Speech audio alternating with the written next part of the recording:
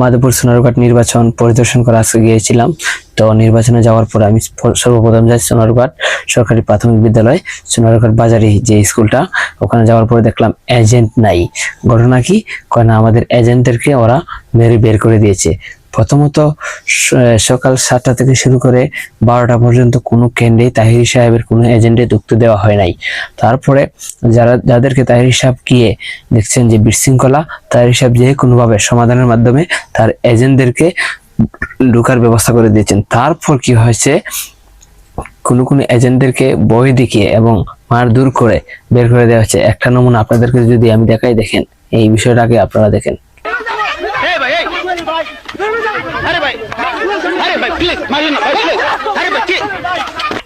এরকম অনেকগুলো ঘটনা ঘটছে যে তাহির সাহেবের নির্বাচনকে ঘিরে কোনো কেন্দ্রে তাহির সাহেবের এজেন্টরা ঢুকার আগেই অনেকগুলা অবৈধ ভোট জমা হয়ে গেছে, এবং এই কেন্দ্রের মধ্যে যখন এজেন্টরা ঢুকছে, এজেন্টদেরকে মারধর করে বের করে দেওয়া হয়েছে, এই ধরনের অভিযোগ আছে।